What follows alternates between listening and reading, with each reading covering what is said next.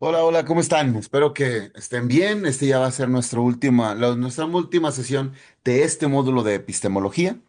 Y bueno, pues es parte Vamos a hablar hoy de algo que nos compete a todos y que es una cuestión que se ha debatido un poquito en los últimos meses, pero sí es importante que nos demos a la tarea de ir entendiendo esta cuestión de lo que es la ética del divulgador y comunicador científico. Ah, parecería ser muy sencillo, o parecería ser muy, en cierto sentido, pues muy simple, el que nosotros pudiéramos entender que pues para cuando divulgamos o comentamos algo, necesariamente tendríamos que tener ¿cómo se llama? Ética y cuidado con lo que uno dice. Como lo veíamos el lunes pasado, hay cuestiones o hay sentimientos o hay situaciones que posiblemente puedan llegar a afectar a la persona a la hora de comunicar y a la hora de hablar alrededor de esto. Pero, pues, sin duda alguna, la ética del divulgador y el comunicador científico es tremendamente importante. ¿Por qué? Porque hay mucha gente que espera que nosotros transmitamos la idea correcta. ¿Por qué? Porque hay muchas personas que no saben realmente lo que está pasando y requieren a alguien experto para poder entender lo que el mundo que lo rodea o la información que lo rodea. Si bien vamos a ver un poquito de estos temas en Periodismo de la Ciencia, pero la realidad es que la información que nosotros normalmente tenemos o normalmente requerimos, pues nos tiene que ayudar para algo en nuestra vida. Tiene que ser parte de nuestra dinámica social, de nuestra dinámica cultural, de nuestra dinámica normal después de lo que estamos viviendo. Y esto, pues obviamente es importante para entenderlo como divulgadores de la ciencia, ¿no? Ah, entiendo que hay, perdón, perdón, déjense las hago de tos. Eh, hay muchas cosas que nosotros podemos comunicar, hay muchas cosas que nosotros podemos pensar, que, como veíamos, pensamos que son ciertas. Y hay otras que nos han ido conforme vamos avanzando en nuestra vida, comprendemos que no todo es cierto o que no todo está en la verdad ni en la realidad de lo que pasa.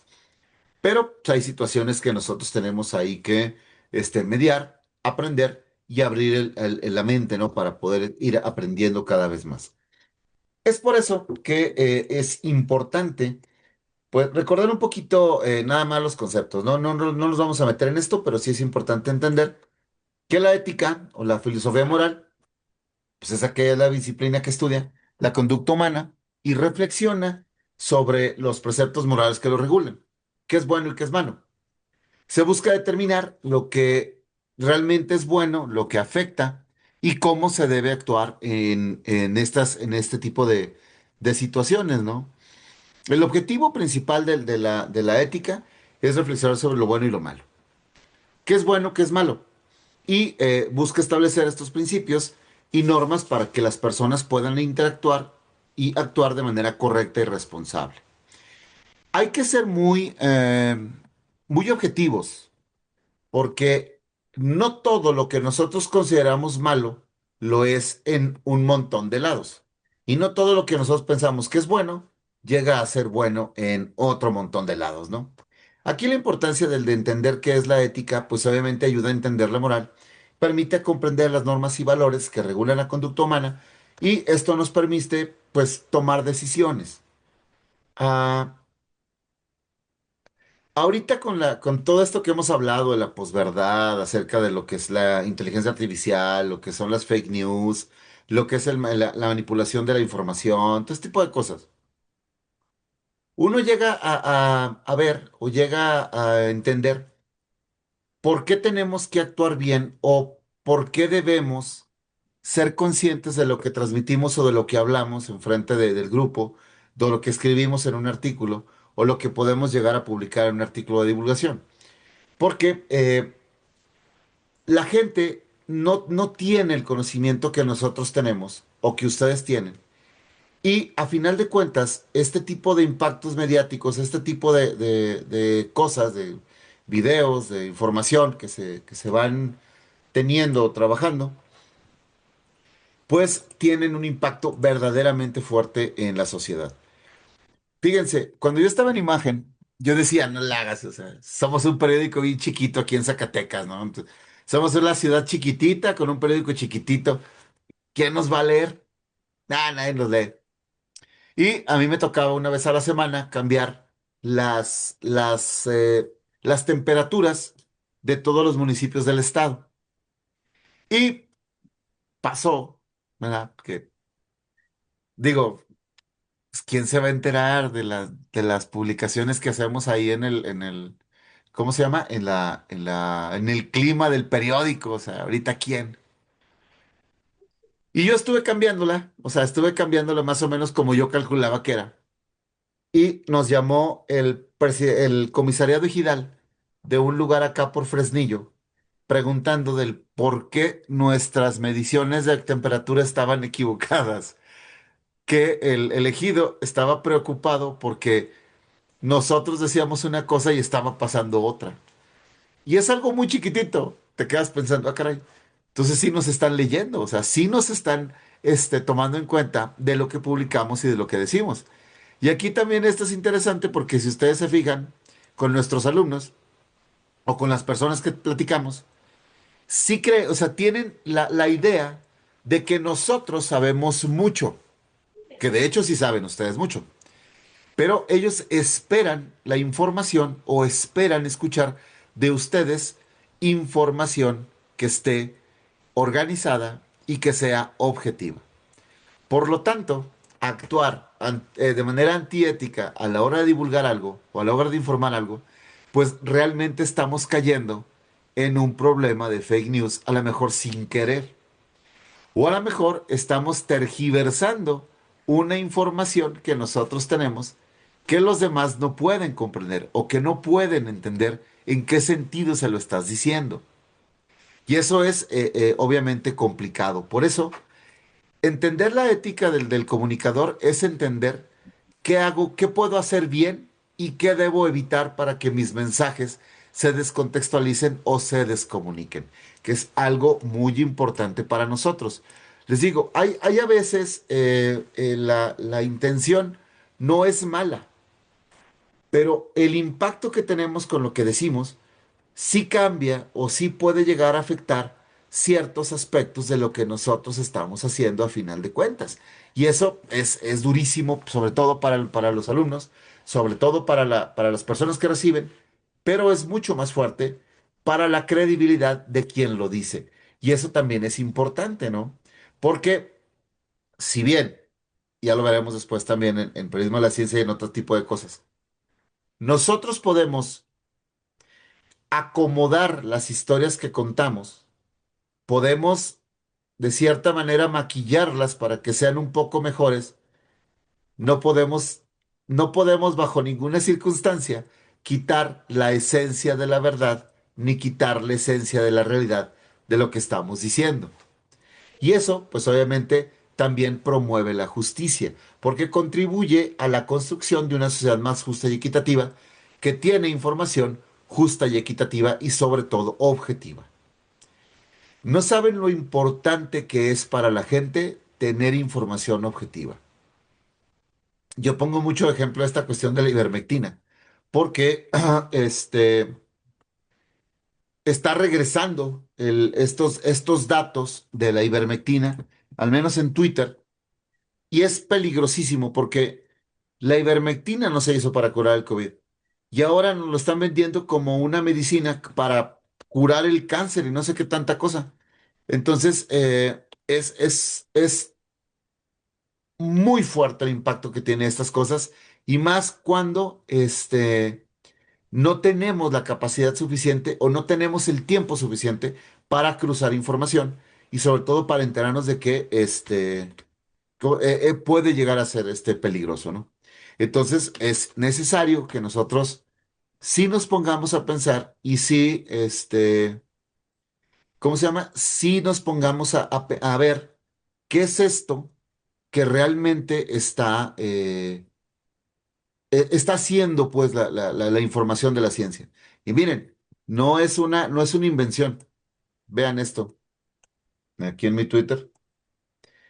Este ¿cómo se llama? Están haciendo que la ivermectina, el fenbendazol y el mebendazol sea utilizado o lo están trabajando, o lo están diciendo que esto es un anticancerígeno. Ahorita los químicos me podrán decir si estoy equivocado, si estamos equivocados o este artículo está en lo cierto.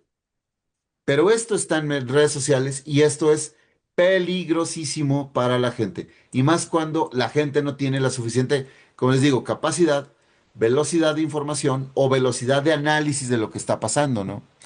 Y pues, reitero, tenemos que ser muy cuidadosos para tener esta cuestión, porque si no, vamos a caer, obviamente, en una, ¿cómo se llama? En una vorágine de información que va a estar tergiversada y sobre todo que es, pues, falsa, ¿no?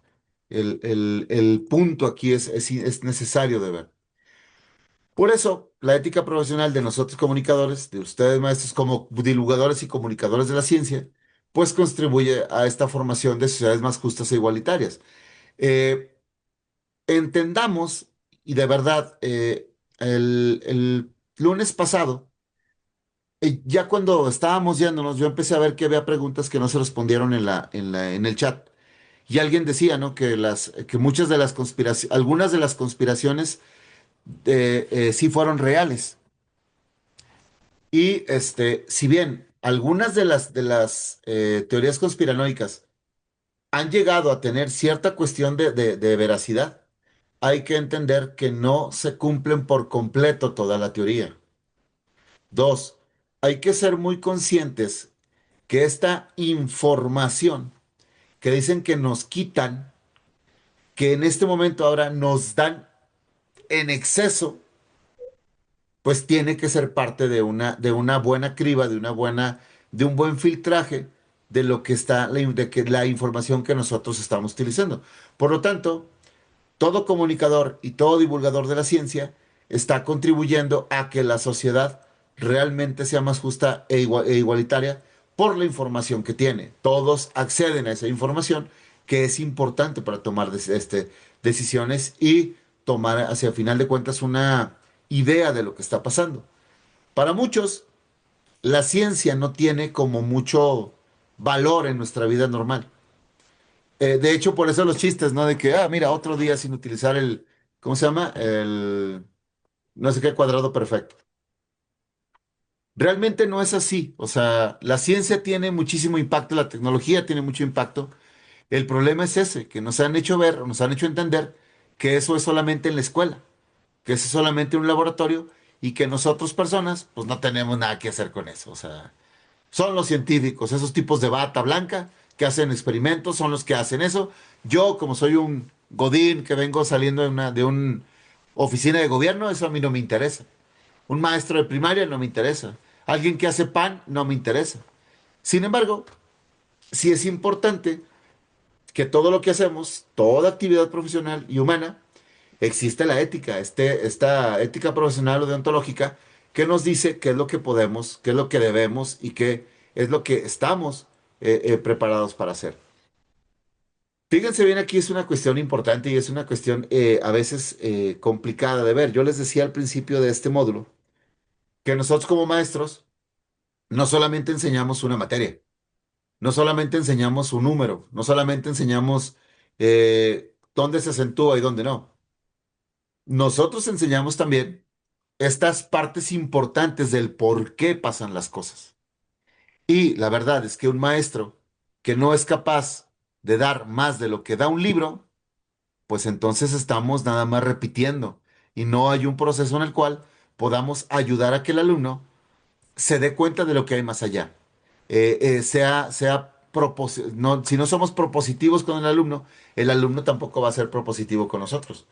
Y ese es un grave problema. Por eso, cuando divulgas ciencia, cuando trabajas ciencia, cuando tratas de hacer que se interesen por la ciencia, pues tenemos estos problemas grandes. Es decir, es que esto está solamente allá en los laboratorios y aquí no tenemos por qué saber tanto de ciencia, ¿no? Y esto, pues, hay que entender que todos estamos encadenados. Lo que hago afecta al otro. Lo que comunico puede comunicar o descomunicar al otro.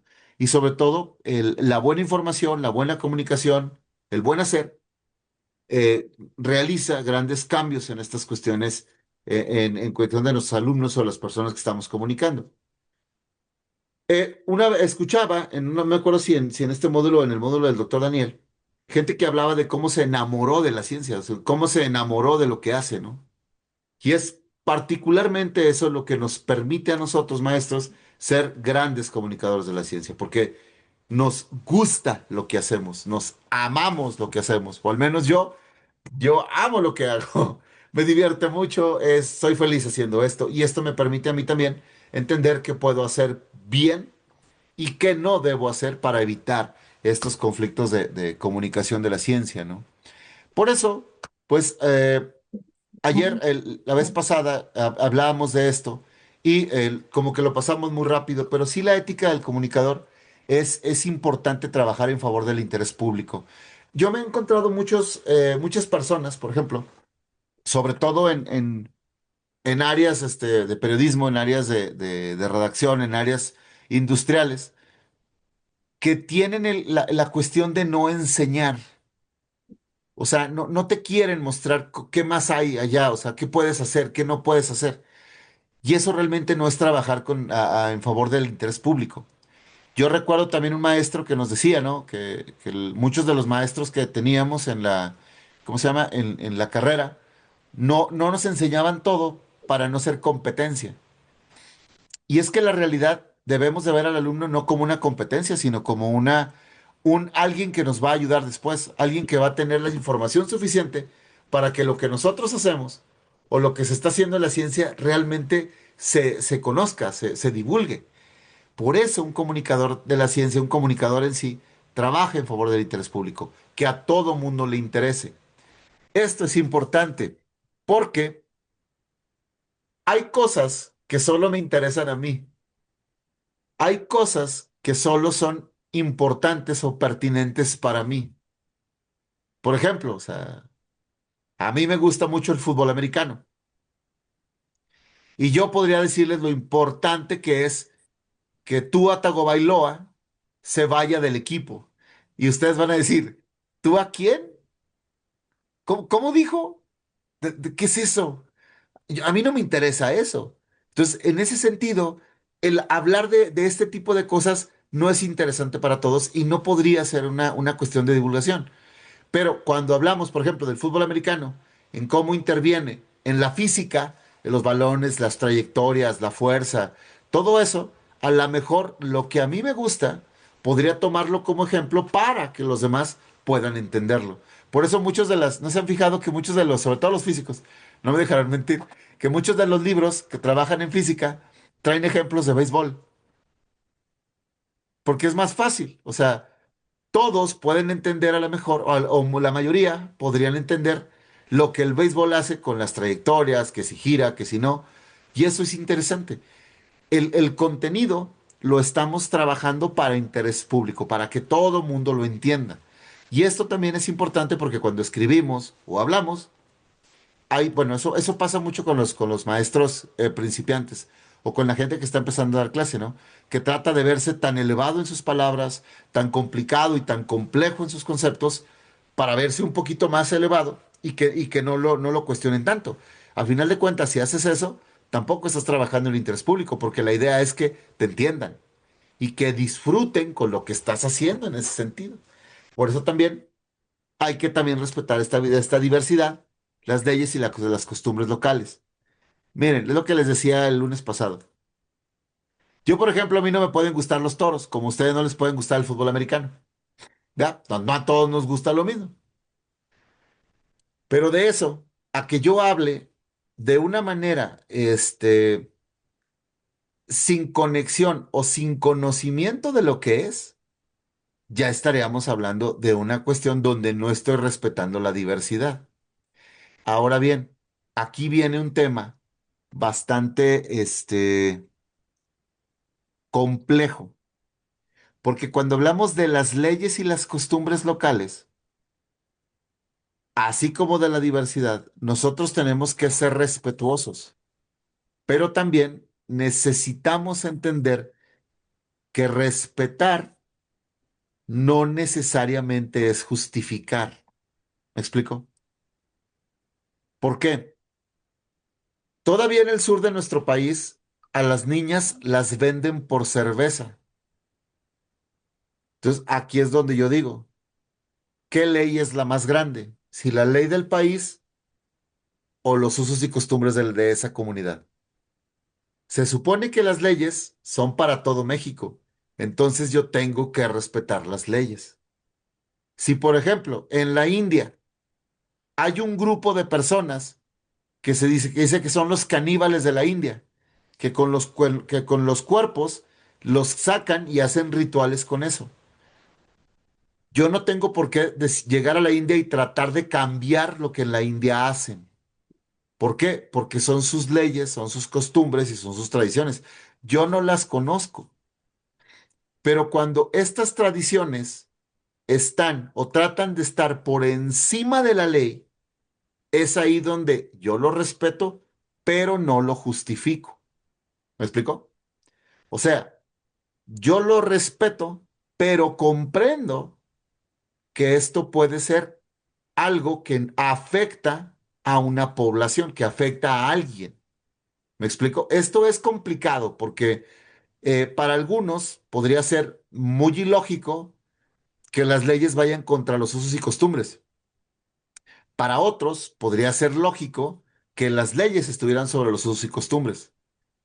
Pero hablando realmente de este punto, nosotros tendríamos que conocer, necesitaríamos entender lo que está pasando y sobre todo ser muy conscientes, ser muy objetivos si estos usos y costumbres pueden dañar la integridad física, moral o intelectual de alguien. Cuando pasa eso, igual puedo respetarlo, pero no justificarlo. ¿Me explico? ¿Sí vamos bien? Yo sé que es polémico, yo sé que hay cosas que a lo mejor no estamos como tan de acuerdo, pero sí tendríamos que pensar en ese punto, ¿no? Sobre todo en un mundo que cada día, muchas gracias por sus interacciones, un mundo que busca desesperadamente una cultura de paz y una cultura de información real, porque esto también es importante, cumplir con la libertad de expresión, de asociación y medios. El que me den libertad de expresión no significa, perdón, que escriba, publique o hable de lo que se me pegue mi regalada gana. Vuelvo al punto. Hay una ley. Y también no puedo inventar cosas. No puedo decir quién está bien y quién está mal. Yo puedo darle información y tratar de equilibrarla para que la persona que lo está leyendo, lo está viendo, tome su decisión. Pero yo no puedo criticar, yo no puedo enjuiciar, yo no puedo chismear, yo no puedo publicar cosas personales de alguien por el simple hecho de que pues, yo tengo libertad de expresión. Entonces, no se puede hacer eso. Esa es una cuestión que nosotros tenemos que entender. También, con la libertad de expresión no significa que nosotros lo que digamos tiene que ser, ¿cómo se llama? Tomado como la realidad o como lo cierto. No, no, no. O sea, esta cuestión de que nos han enseñado de que todos tenemos la capacidad de opinar es cierta, pero no todos tenemos la obligación de escuchar la opinión, o mejor dicho, de tomar en cuenta la opinión. Y a veces esto se está confundiendo, porque hay grupos, hay personas que exigen que tú creas y que tú veas y que tú escuches lo que él quiere decir, pese a que la ciencia, pese a que las investigaciones, pese a que la realidad diga todo lo contrario. Entonces, yo te dejo hablar, exprésate, no hay problema, pero no me obligues a mí a caer en tu juego. Y eso es parte de cumplir la libertad de expresión. Un buen comunicador lo que hace es realmente entender lo que va a decir, investigar lo que está diciendo, lo que está trabajando, estar seguro de que esto es cierto y tener formas de que la gente lo entienda como tal. Volvemos al punto del lunes pasado, ¿no? Si no caeríamos en estas pseudociencias o en estos pseudo investigadores que se enojan porque le vas en contra de lo que piensan, ¿no? Y es lo que dicen, o sea, "Ah, es que tú eres el culpable, es que tú no quieres la verdad, es que estás tonto y no lo entiendes". No, o sea, no, no es eso. A lo mejor si me lo explicas de una mejor manera, yo lo puedo entender. Pero tenemos que ser también, en esta libertad de expresión, ser conscientes de que lo que decimos puede llegar a ser analizado y cribado para poder entender lo que es la verdad y lo que es la realidad. Y bueno, esto es algo bien importante, ¿no? Ser honesto, veraz y basar la comunicación en hechos. Reitero, por ejemplo, hay formas de contar cuentos. Por ejemplo, no sé si recuerdan ustedes es que ustedes están muy jóvenes, muchachos, la verdad, y a lo mejor ni lo conocieron. Pero había novelas históricas, por ejemplo, como el águila, ¿cómo se llama? Había una novela que hablaba así como el águila que vuela y no sé qué, que era una novela histórica, una telenovela histórica, y tenían a un personaje que era parte de la revolución, pero ese personaje nunca existió, no existe. Pero él anduvo con Pancho Villa y luego se fue con Zapata y participó en no sé qué cosa. El personaje no existe, pero la historia sí. Es una forma de meter este personaje que no existió para que nos muestre por medio de los ojos de ese personaje lo que estaba pasando en la revolución. Y esa es una forma de hacer que tu historia sea interesante, pero que no pierda la realidad, que no pierda veracidad. Vamos, por ejemplo, hay un programa en Netflix, yo le recomiendo si tienen hijos, se los pongan. Se llama, ¿cómo se llama? ¿Quién es? Déjenme les digo cómo se llama exactamente. Pero este programa eh, habla de muchos personajes históricos. ¿Sabes quién es? Se llama el programa. No, no miento, miento. Permítanme tantito. Déjenme. Se llama ¿Quién fue? En Netflix. ¿Quién fue? Y es muy divertido porque, gracias, la novela se llamaba El vuelo del águila y la otra se llamaba La antorcha encendida, que hablaba de la independencia y la Revolución Mexicana. Y en este programa, eh, ¿cómo se llama? En este programa que se llama ¿Quién es? Mezclan personajes históricos que hacen cosas que nunca han hecho. O sea, por ejemplo, sale Gandhi rapeando el cómo liberó a la India, ¿no? Y luego sale, por ejemplo,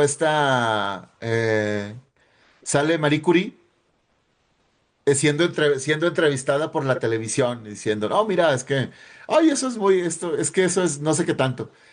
Nunca pasó y no va a pasar. Pero es una forma de acercar a los niños sin perder la honestidad, la veracidad y los hechos de lo que pasaron. Entonces, como les decía, puedes maquillar cierta parte de tu información, pero jamás debes de perder la veracidad de los hechos. Porque cuando no eres honesto, cuando mientes alrededor de lo que está pasando, la historia puede ser genial, pero la verdad no lo es. Entonces, necesitamos entender ese punto. ¿Qué significa ser veraz? Que esta información realmente esté pasada por la verdad. O sea, que lo que dices, lo que comentas, lo que publicas, es algo que se comprobó, se vio o tú fuiste parte de ese proceso. O sea, por ejemplo, si hablamos de las investigaciones de Faraday, pues yo no conocía a Faraday, digo, estoy viejo, pero no tanto. Pero lo que él publicó, lo que se conoce, sus experimentos, todo tiene una realidad. Y eso es lo que yo tengo que decir, ¿no? No inventar que Faraday, es que Faraday encontró esto, haciendo experimentos con brujos, ¿no? Pues no, no pasó eso. Podemos jugar con eso, pero jamás perder la veracidad de lo que estamos diciendo. También es muy importante ser íntegro, ser transparente y respetar la privacidad. Creo que esto no tiene mucho, no hay mucho que explicar. Y ahí es importante entender que todo personaje histórico tiene su parte buena y mala, pero lo que nos interesa de ese personaje tenemos que decirlo. No podemos inventar información, no podemos inventar, no podemos dar información privilegiada o información personal, y es importante que lo tengamos en cuenta, ¿no? Pasa mucho aquí no, en nuestro México no, pero estos chismes de lavadero que suceden en Radio Pasillo en las empresas, que empiezas con un, ¿ya te enteraste? Amiga, te tengo un chisme. ¿Qué crees? No, es que es impresionante. Déjate cuento algo. Ya cuando empieza con eso, tú ya sabes que es un chismesote, ¿no? Y en muchas de las ocasiones, pues lo contamos por lo que nos contaron nosotros que le contaron al otro. Pero realmente no lo tenemos, ¿cómo se llama? Constatado. Y es necesario, pues, entender que a lo mejor esa información pues no me pertenece, ¿no? No, no es parte de lo que yo quería hacer, no es parte de lo que, no me sirve de nada este punto. Y es interesante porque fíjense lo que son las cosas. Yo me he encontrado con mucha gente que llega y te dice, ay, no, es que me enteré de algo, te lo voy a contar. Y le dices, ¿sabes qué? No, gracias, es que la verdad sí estoy un poquito ocupado y pues la verdad no me interesa. Y se enojan. Uy, no, perdóname, yo que te iba a platicar algo, no sé qué tanto. Y se van y dices, pues es que era un chisme, o sea, porque díganme si o no, o sea, cuando es importante algo que te tienen que contar, que tienes realmente la validez, no empieza, tu argumento no empieza con un, amiga, déjate cuento algo, no empieza así, no empieza con, ¿y qué crees que pasó? No empieza así.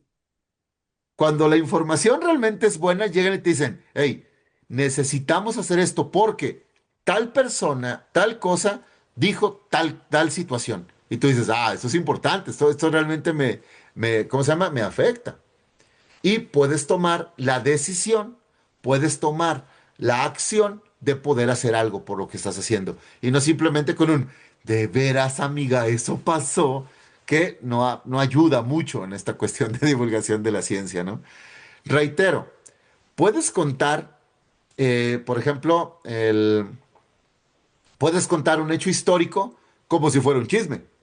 Sí lo puedes hacer, pero siempre y cuando no pierdas la veracidad, siempre y cuando no pierdas ¿cómo se llama? Lo que estás haciendo.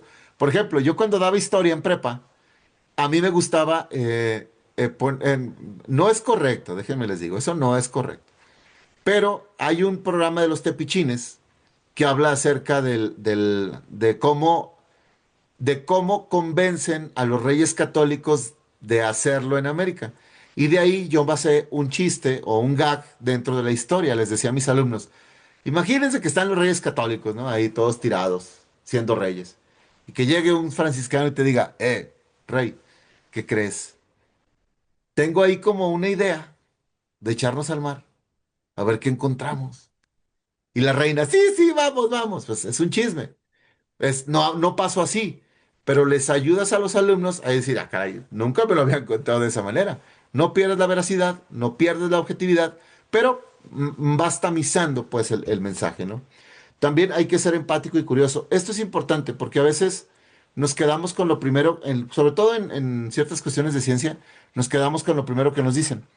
Y a veces investigar un poquito más nos permite tener contextos de lo que pasa realmente en un fenómeno científico, ¿no? Sea ciencia dura, sea fáctica, sea lo que sea, pero nos permite esta curiosidad que nos hace aprender, nos permite enfocar las ideas para que el otro, el que me escucha, tenga la idea o tenga la intención de escucharme realmente. Entonces, yo soy empático con el otro al pensar qué pasaría si yo le cuento la historia, le cuento el suceso como me hubieran gustado que me lo platiquen a mí. Porque muchos que recibimos clase de historia, por ejemplo, o de matemáticas, teníamos maestros que pues el pizarrón aprendía mucho, pero pues tú no. Y luego le preguntabas, profe, es que ¿de dónde salió ese 4? Y decían, ah, ¿cómo no vas a entender? Y te repetía la fórmula y decía, pues por eso es 4. Y tú, ah, órale. Sí, no, no, bien claro, bien chido, gracias. Y nunca entendías. Entonces, no había una empatía real por hacer que tú aprendieras o tú entendieras eso. Y eso también es importante. Reitero, hay que respetar la verdad y estar abierto a investigar los hechos. No todo, no todo lo que vemos es como lo vemos. Y no todo es lo que parece. Y a veces tenemos que sacar de esas partes que no se ven los hechos que hacen interesante un hecho científico y que nos permite investigar el hecho en sí, siempre y cuando sea verdad. Por ejemplo, hace poquito me estaba platicando con un amigo físico y me decía que este Tesla, sí, Tesla era un hombre muy extraño. Le digo, ¿y por qué extraño? Dice, porque, por ejemplo, tenía una obsesión con las palomas tremenda. Recogía palomas heridas y las cuidaba. Terminó en la calle, no se hizo rico jamás.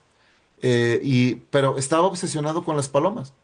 Y me quedé pensando, no le hagas, este chisme está como para contarlo en una clase y decir, adivinen qué, pues Tesla pasaba esto. Y si los chavos decían, órale, qué loco. Ah, pero hizo esto otro. Entonces son formas como de enlazar. Y se enamoró de una paloma, dice Daniel Salis. A lo mejor, ¿verdad? ¿Quién sabe? Puede ser. Y es algo que estar abierto a investigar los hechos, estar abierto a ver las diferentes formas o las diferentes visiones de lo que algo pasa, porque recordemos lo que les decía en sesiones pasadas. Existe tu verdad, existe mi verdad y existe la verdad. Pero siempre, siempre, siempre va a estar una realidad. Entonces necesitamos ver o poder comprender pues qué hay alrededor para también entender qué tan objetivos podemos ser con la información que nosotros estamos dando o estamos trabajando, ¿no? Es importante perseguir la objetividad. Tú puedes ser de un partido y el otro de otro. Tú puedes tener una religión de una manera o una religión de otra. Tú puedes irle a las Chivas o irle a la América. Tú puedes, gustarte el béisbol o el fútbol soccer, pero siempre bajo cualquier circunstancia, tú tienes que ser objetivo. Y en esa objetividad, pues existe la profesionalidad. Una persona realmente profesional es una persona objetiva. Y una persona objetiva no es ni muy positiva ni muy negativa, es realista. Una persona objetiva no va a ver lo bueno y lo malo de lo que está trabajando. Y eso es importante que lo tengamos en cuenta, porque hay que ser sinceros, ¿no? O sea, toda la medicina es buena, pero un exceso de medicina, pues es ¿cómo se llama? Es mala para el estómago. Y mira, aquí hay una cuestión interesante, por ejemplo, de Tesla, ¿no? Dice el doctor Daniel Solís que se enamoró de una paloma. Y esto es serio, esto es en serio. Dice, lo describió como su propósito de vida. Cuando la paloma murió, él dijo que ella se llevaba el fin de su trabajo, porque la amaba como un hombre ama a una mujer. Qué interesante, o sea, imagínate platicarle eso a tus alumnos. Científico que se enamora de una paloma, ¿no? Y es padre porque estamos persiguiendo la objetividad. No estamos contando una mentira, no estamos contando algo exagerado. Podemos tener un contexto, ¿no? Y esto puede ser, nada más se los pongo de contexto. Imagínate llegar a una clase y decirles a tus alumnos, adivinen qué científico famoso se enamoró de una paloma.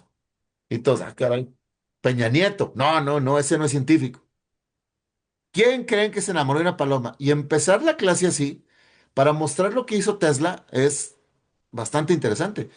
Y es objetivo, ¿me explico? Y cuando eres objetivo, entiendes lo que es, no lo que quieres que sea. Entiendes lo que pasa, no lo que quieres que pase. O sea, eso es importante. La ciencia es así. La ciencia no tiene color, no tiene género, no tiene política. Es la ciencia. Y esa es la objetividad que nosotros tenemos que tener. Si bien puede ser que algo no nos guste, puede ser algo que nos guste más, pues eso también tenemos que ser conscientes de ese punto. Porque, maestros, muchachos, es tremendamente importante entender que ustedes son humanos. O sea, yo sé que muchos de ustedes parecen dioses griegos, pero son humanos. Y esto es tremendamente importante porque sí nos va a afectar cierta cuestión, ciertos mensajes, este, ¿cómo se llama? ciertas situaciones sí nos afectan. O sea, si alguien le va a las Chivas y gana el América por contundente marcador, tú por muy objetivo que seas, va a decir, ay, no, pues sí les ganaron, ¿verdad? No, es que fueron mejores. La verdad no quieres decir eso, o sea, lo sientes feo. Entonces, decía Manuel Bendía, ¿no? Que realmente la objetividad no existía, que no existía porque siempre vas a estar cargado con tus pensamientos, siempre vas a estar cargado con tus gustos, siempre vas a estar recargado con tus creencias. De cierta manera es así, pero somos lo suficientemente inteligentes o necesitamos ser inteligentes para plantear un escenario donde puedas equilibrar tu gusto, tus creencias con lo que realmente está pasando. Es complicado en algunos casos, pero es necesario para un comunicador. También es necesario también ver esta cuestión de contrastar datos. Es importante, ¿no? Es muy necesario, es muy importante tener esta cuestión de contratar datos con fuentes periodísticas. En su caso, por ejemplo, científicos, datos científicos, contrastarlos. Realmente darnos a la tarea de entender qué estamos haciendo y qué puede ser y de qué manera podemos comprender las cosas. ¿Recuerdan la película de No mires arriba? Ese es un ejemplo claro de no ser objetivos. Y es un ejemplo claro de cuando la gente no quiere contrastar las fuentes. O sea, tú estás viendo el meteoro ahí y gente que dice, ah, no va a pasar nada, es inteligencia artificial. No, no lo es. O sea, seamos conscientes de eso. Y también seamos conscientes cuando nos tratan de engañar con inteligencia artificial. O sea, son cosas que tenemos que ver. Por eso es importante contrastar las fuentes. Les digo, yo como periodista, porque bueno, pues a final de cuentas, toda la vida voy a ser periodista, porque pues eso es lo que trabajé y lo que estudié. Yo ahorita soy docente, pero soy comunicador de la ciencia, soy divulgador científico, pero es importante contrastar, es importante tener todas las visiones posibles de un solo suceso. ¿Para qué?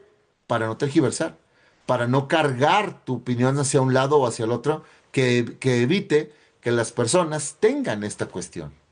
¿Vamos bien? ¿Vamos bien? ¿Todo tranquilo? Deditos arriba. Eso, qué bonito se ven eso. Mm. Y bueno, pues hay que diferenciar también esta cuestión de información, opinión y publicidad. Yo les decía la vez pasada, estoy como recordando, pero quiero ser muy enfático en esto, porque sí es importante. Entendemos que la información son estos datos agrupados que me permiten darle significado o sentido a algo, ¿sí? Si, por ejemplo, yo empiezo a leer aquí en la casa que huele a quemado, eso para mí es información, porque son datos que me dicen, ay, dejé prendida las hornillas. Si ustedes, por ejemplo, están en la escuela y escuchan gritos, su pensamiento va a decir, hey, algo pasó, eso es información. Pero es diferente a entender lo que es información de la opinión. Yo puedo opinar que LeBron James, jugador de básquetbol, es un jugador bueno, pero no tan bueno como Michael Jordan, por ejemplo. Pero va a haber gente que diga, no, esa es tu opinión. Yo opino que LeBron James es el mejor jugador de básquetbol de la historia. Yo puedo opinar, por ejemplo, que Hugo Sánchez es el, el doctor Daniel Solís no le gustó, pero perdón, esa es la realidad. Pero, por ejemplo, puedo decir que Hugo Sánchez es el mejor jugador del mundo. Y alguien me dice, no, estás tonto, es Pelé. Son opiniones, o sea, cada quien tiene sus propias valoraciones para hacer algo. Eso ya no es información, ¿me explico? ¿Por qué? Pues porque es algo que podemos diferir. Yo no tengo datos contundentes que lo contrasten. Y una cosa muy diferente es la publicidad. La publicidad te va a vender algo. La publicidad va a tratar de convencerte de algo. La publicidad o la propaganda también va a tratar de que opines algo en relación a un suceso que está pasando. No sé si hayan visto el chiste de ¿cómo se llama? Iba pasando por un centro comercial y unas muchachas me dijeron que si vendía, que si vendía algo me iban a dar un beso. Y yo, por cierto, me negué, porque yo compro Pinol y hacen el comercial de Pinol. Ese es un comercial. O sea, cuando la idea de un mensaje es que tú pienses, consumas, cambies tu forma de pensar, eso ya es publicidad o es propaganda. Nosotros en Mercadotecnia hablamos de la diferencia de publicidad y propaganda en sentido que la publicidad es, se venden cosas y la propaganda se venden ideologías. Pero las dos son muy diferentes de la información. Las dos son muy diferentes de la información y publicidad son diferentes a la opinión.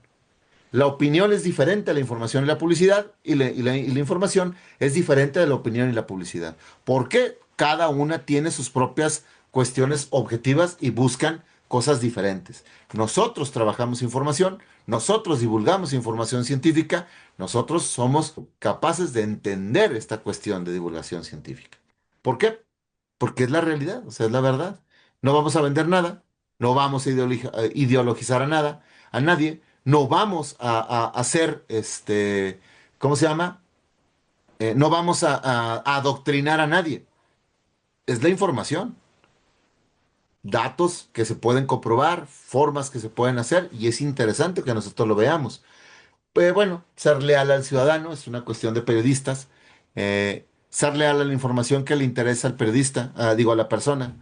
Fíjense, por ejemplo, aquí en Zacatecas criticaban mucho los canales zacatecanos porque pasábamos mucha información local. Y pues hay que ser sinceros, ustedes en México, en Distrito Federal, bueno, en Ciudad de México ahora, y en Estado de México, pues ustedes reciben la información, pero para ustedes esa información es local. Si aquí en Zacatecas me dicen que pararon Reforma, ah, qué feo, pararon Reforma. Pero en Zacatecas aquí no tenemos una calle como tal, tan grande como Reforma para que la paren. Si a nosotros nos dicen, no la hagas, es que pararon enfrente de Portal de Rosales, para ustedes no va a significar nada, pero para los zacatecanos sí, va a decir, no la hagas, ya nos frenaron toda la actividad de la ciudad. Entonces, hay que ser leal al ciudadano, hay que ser leal a quien nos está escuchando y quienes estamos comunicándole. ¿Me explico? Obviamente, los temas en clase son muy variados, pero hay que ser leal. ¿Qué es lo que importa? ¿Qué es lo que interesa a la persona ¿cómo se llama? Que nos escucha, que nos lee, que nos ve, siempre y cuando esté en contexto de lo que estoy diciendo, ¿verdad? Por ejemplo, si estoy dando una clase de matemáticas, pues no tiene caso que les diga que le voy al Cruz Azul. A lo mejor como juego puede ser, pero no puedo enfocar toda mi clase al equipo. O si estoy enseñando comunicación oral y escrita, no puedo ponerlos a hacer ¿cómo se llama? Cálculos ¿cómo se llama? De variables, ¿no? ¿Por qué? Pues porque no va al caso. Entonces hay que ser muy conscientes en ese punto. También es importante rectificar. Eso nos da mucho, mucho conflicto. El decir que nos equivocamos.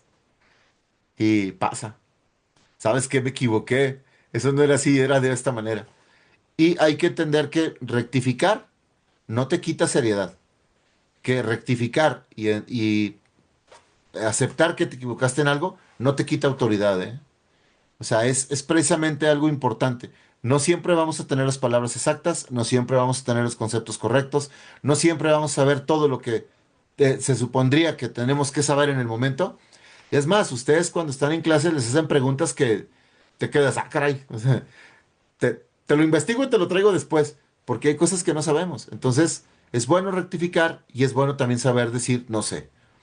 Pero cuando no sé algo, pues es importante aprenderlo después, ¿no? No quedarnos con la duda y no dejar con la duda. También evitar conflictos de intereses. Esto quiero que sea muy claro, porque para algunos los conflictos de intereses parecería ser que quien paga manda. No, es precisamente lo contrario. Porque no nos pagan, no nos pueden mandar. Y, por ejemplo, yo no puedo hablar mal del Politécnico porque trabajo en el Politécnico, pero sí puedo escribir de las áreas de oportunidad que podría tener el Politécnico. No es, el Politécnico es pésimo, pero sí podríamos decir, existen tecnologías que permiten mejorar ciertos aspectos de, y eso no es hablar mal, eso es ayudar y evitar este conflicto de interés.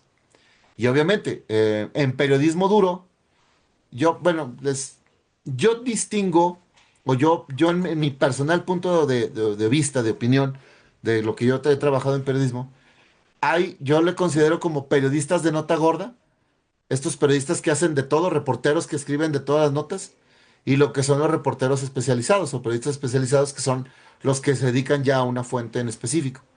Y es ahí donde los conflictos de intereses muchas veces pegan, porque pues tu amigo es el dueño de, o juega en el equipo tal, o es tu compita de hace años, entonces ya no quieres hablar mal.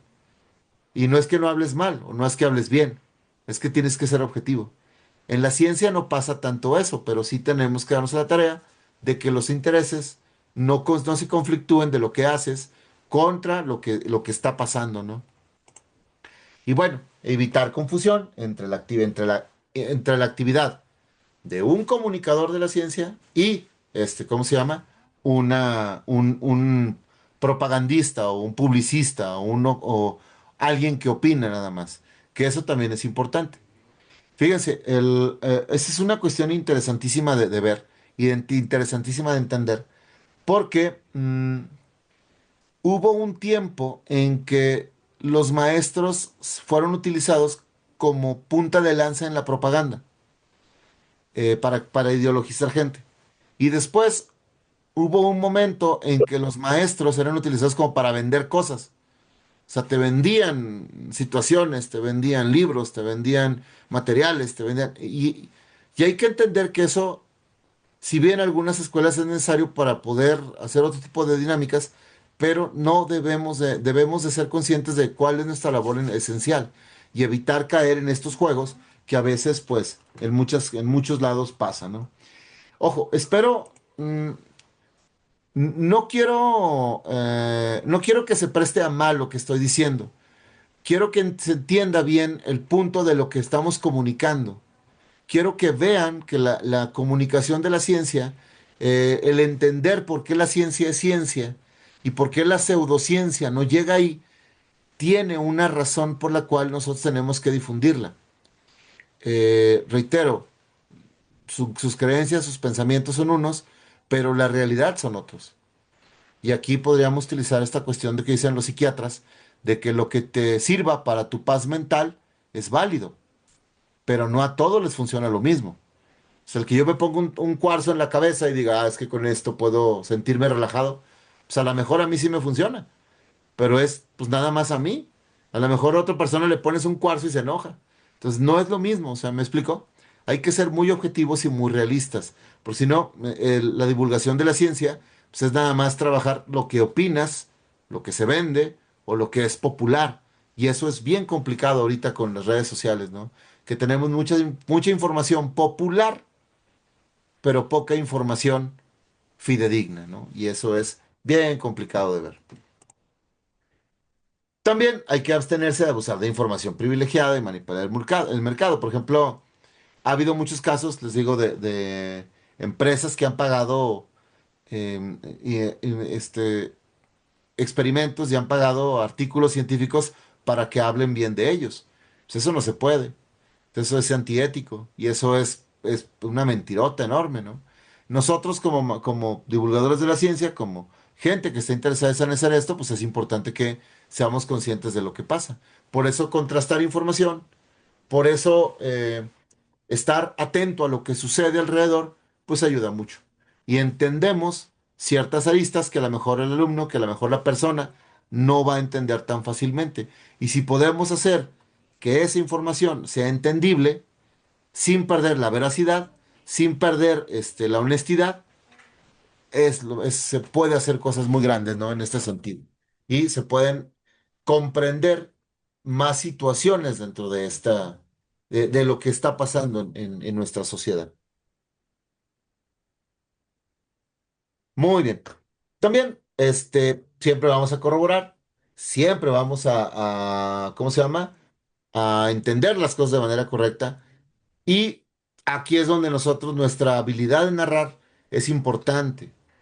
Yo sé que, por ejemplo, tenemos algunas bronquillas así con los alumnos y tenemos esta cuestión de chisme que pasa en redes sociales y que pasa en muchos lados, donde pues quien tenga la información más espectacular, quien tenga la información más llamativa, es quien gana al lector o es quien gana al televidente. Pues la realidad es que tenemos que buscar y corroborar, o sea, tenemos que investigar. Y esa investigación tiene que resultar en una información fidedigna, una información real, que esto es importantísimo para todos, ¿no? Reitero, o sea, una buena información siempre te va a ayudar a tomar una buena decisión. Y la forma en que tú encuentres esa información, la forma en que la entiendas, pues obviamente va a ser una muy buena forma de entendimiento. Es muy importante que se comunique lo que es, no lo que queremos que sea. Recordemos a Erika Wexler, o sea, Erika Wexler, esta cuestión de la respuesta de Israel va a ser nuclear, pues nunca fue cierta. Ella si hubiera querido que respondieran de una manera fuerte para que dejaran de bombardear a Israel, pero no pasó. Hay cosas que nosotros decimos con ganas de que pasen. O sea, ahorita que viene el mundial, ¿no? Oh, yo me enteré que están entrenando bien chido los mexicanos, a lo mejor si llegan a la final. Pues, pues hay que ser sinceros. O sea, es muy probable que jueguen bien, pero pues no lleguen. O sea, y hay que ser sinceros. O sea, es como yo que le voy a los Delfines de Miami, ¿no? O sea, de fútbol americano. Yo espero que el año que entra sean campeones.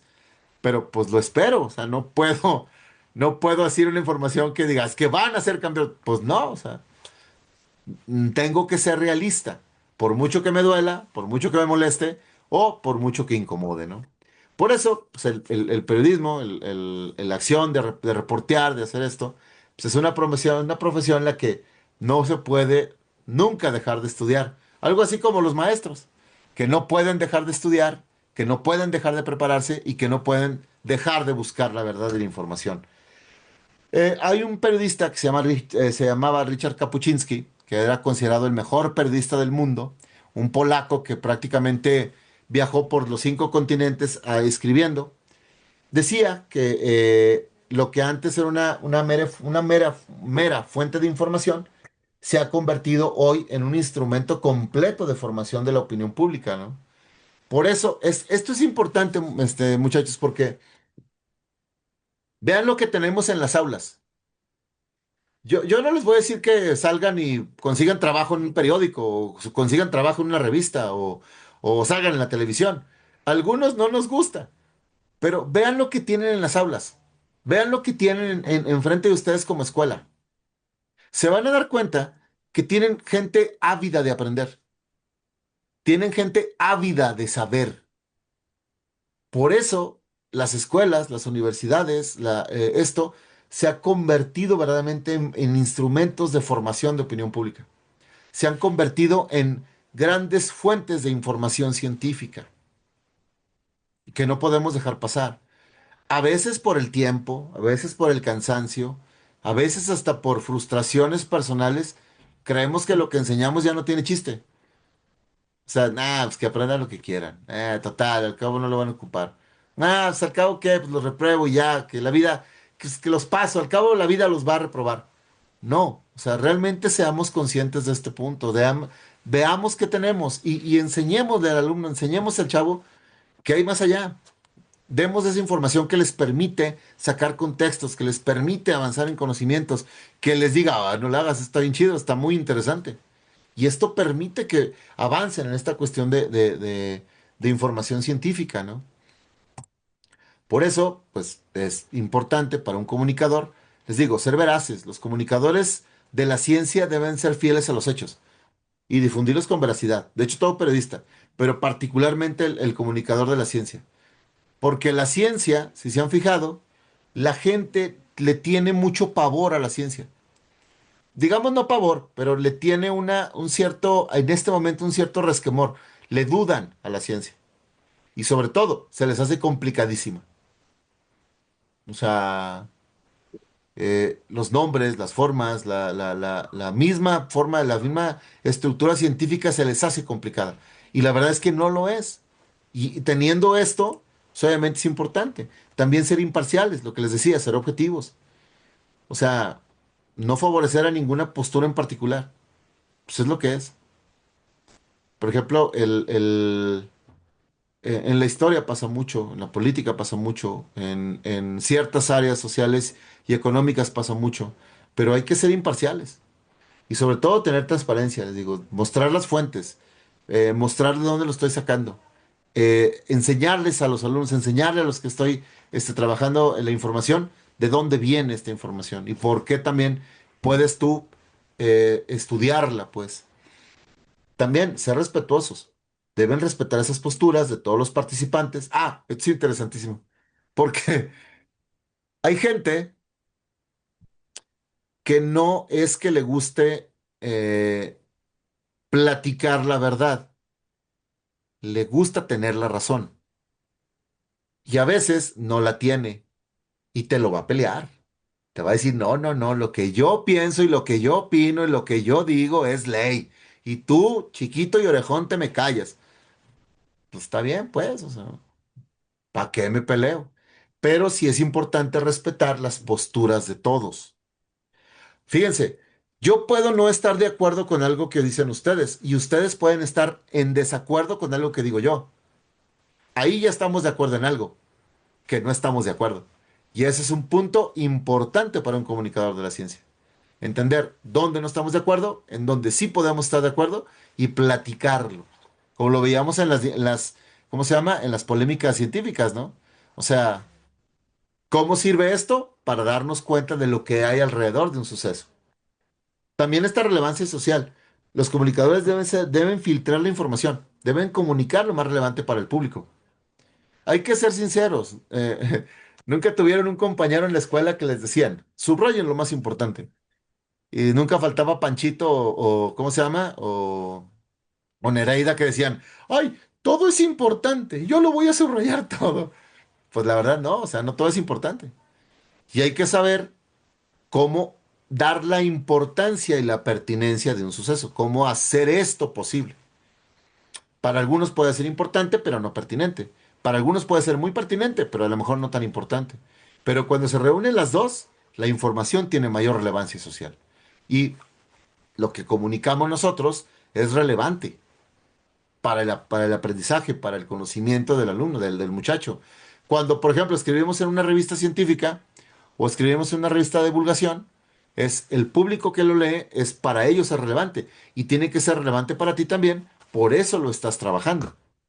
Y en este sentido, pues tenemos un montón de cosas importantes que ver. Por ejemplo, hay otros principios de este periodismo, de esta ¿cómo se llama? De esta comunicación de la ciencia, que es la confidencialidad, como le estaba diciendo. Y esto es importante de comunicar la incertidumbre, porque implica ser empático y transparente y preciso y explicar claramente lo que se está haciendo. Ojo, en sociedades, por ejemplo, en el México de 1900, la incertidumbre era alrededor de la Revolución Mexicana. Y después vino una incertidumbre política. En este momento, en el 2026, del 15 hasta la fecha, nosotros tenemos una incertidumbre de prácticamente todo.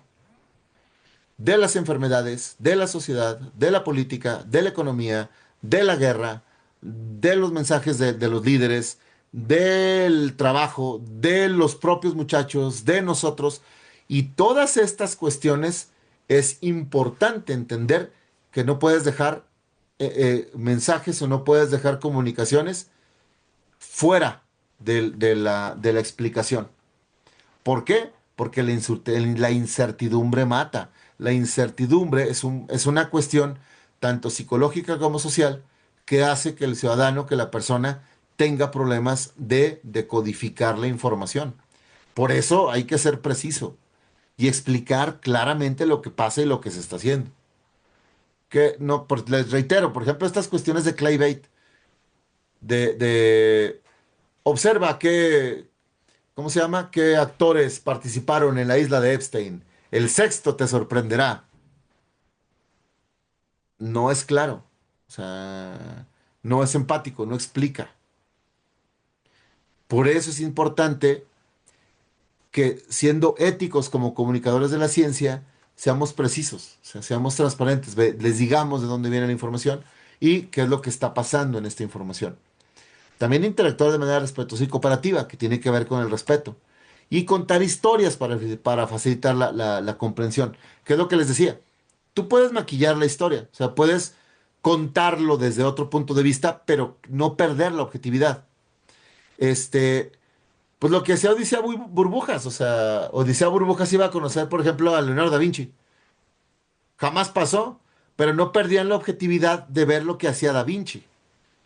Y entonces con eso se facilita cómo comunicas la historia, cómo comunicas lo que está pasando. Por ejemplo, no sé si ustedes llegaron a ver un programa que se llamaba El Tesoro del Saber. El Tesoro del Saber, había muchos datos, había muchas cosas, pero no falseaban la información. Y era para niños. Era tremendamente interesante. O estos programas que pasaban en el ya extinto Imevisión de Canal 7, ¿no? Toro, ¿cómo se llama?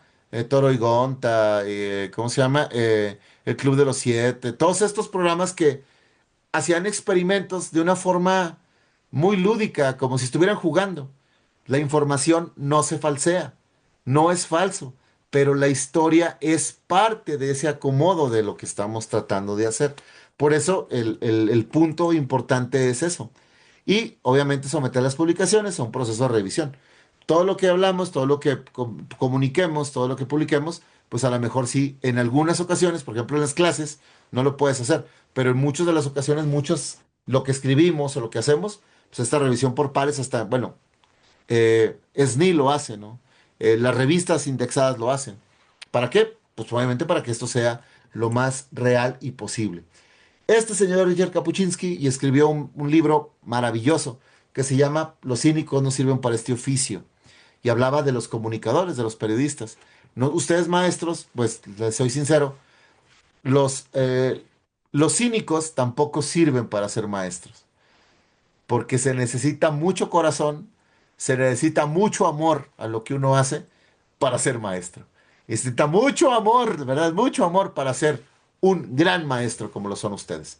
Y es importante ese punto. Por eso comunicamos verdades, comunicamos realidades, emocionamos al alumno con lo que hacemos, le permitimos al alumno descubrir, le permitimos al alumno ser empático, le permitimos a la persona que nos escucha, hasta el intendente que está allá afuera, que diga, ah, caray, eso no lo había escuchado de esa manera. Y eso es comunicación de la ciencia, eso es parte de esta bendita trabajo que tenemos nosotros como comunicadores de la ciencia y como parte de esta cuestión de ser maestros, ¿no? Les voy a pasar un videito para que veamos este punto y nos vamos ahorita a unos 10 minutos, 15 minutos para irnos a un receso, ¿sale? Que es lo que decíamos en las en la primera sesión de este módulo, ¿no? Todos los conocimientos son importantes, todo es necesario de conocer. ¿Qué hubiera pasado si estos sabios de Indostán se hubieran reunido, hubieran dicho, y bueno, ¿y qué tal si tocamos partes diferentes después, ¿no? Y comprobamos este punto. Y esa es la cuestión de los sabios de Indostán. Ya lo habíamos platicado en las sesiones pasadas acerca de los conocimientos, pero esto cierra lo que les decía del conocimiento, cómo nosotros hablamos de lo que conocemos, de lo que sabemos, pero un buen comunicador de la ciencia, la idea es buscar todas las partes que involucran algo. Entiendo que no podemos verlo todo, ni tampoco saberlo todo, pero para eso tenemos compañeros y tenemos más gente que nos puede ayudar a hacer eso. Cosa que nos permite y nos da la oportunidad no solamente de aprender más, sino también poder comunicar con mayor veracidad lo que está pasando pues en esta cuestión de la comunicación de la Hace ciencia. más de 100 años. Le vamos a dar para adelante. Muy bien. Fíjense, aquí hay una cuestión muy importante y muy necesaria de ver. Eh, Esto nos acerca un poco al tema que vamos a tener más adelante en el diplomado, que es que el periodismo de la ciencia. Pero tenemos que ver y tenemos que ser muy conscientes de lo que comunicamos y el por qué comunicamos.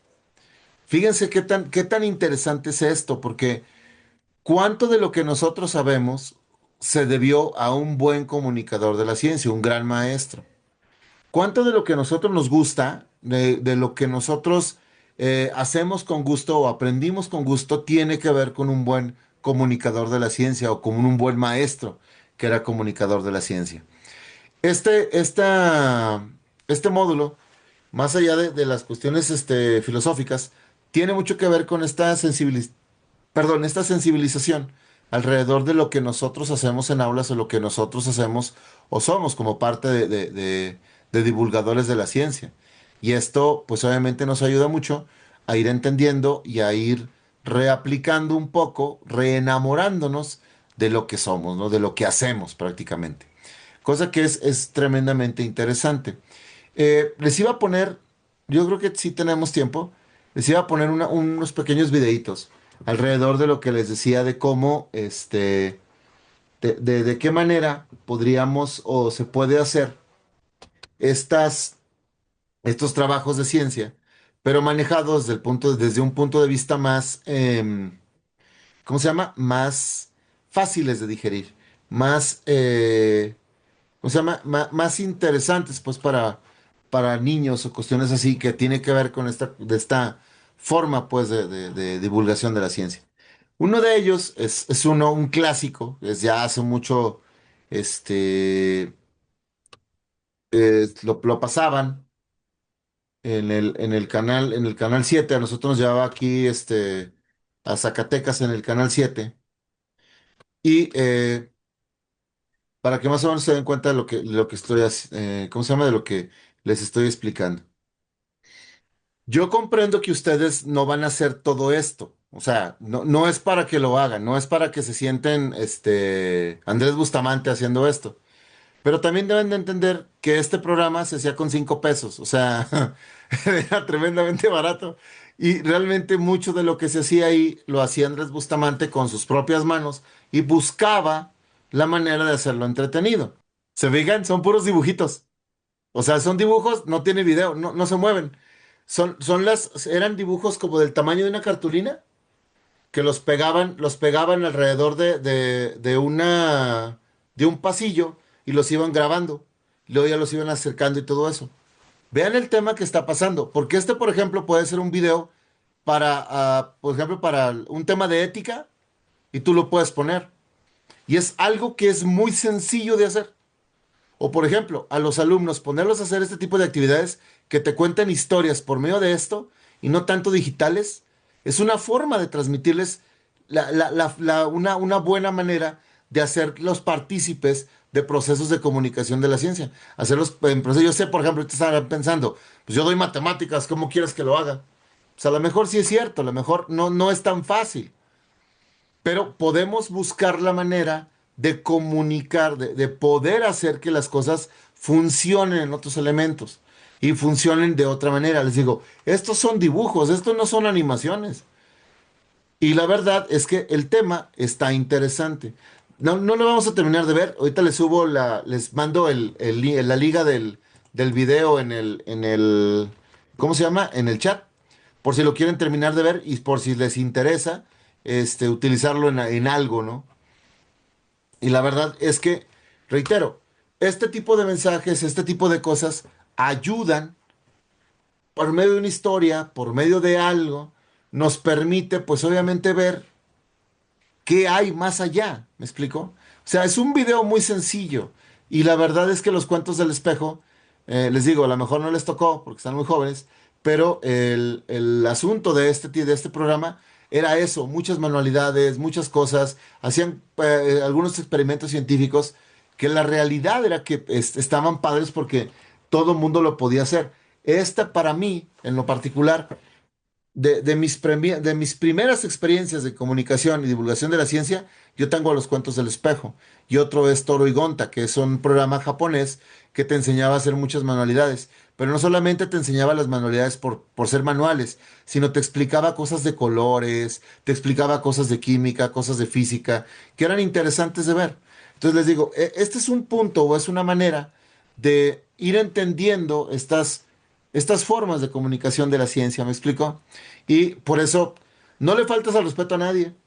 No haces que la historia sea falsa, sino lo utilizas para que el contenido sea cada vez más interesante y que permitas que el muchacho, que el que te escucha, que el que te lee, lea una buena historia, entienda eso y es parte de nuestra labor, ¿no? Es parte de lo que nosotros hacemos y lo que buscamos también trabajar dentro de estas cuestiones de divulgación de la ciencia. Entonces, ese es un punto importante y hoy sería hasta aquí lo dejaríamos.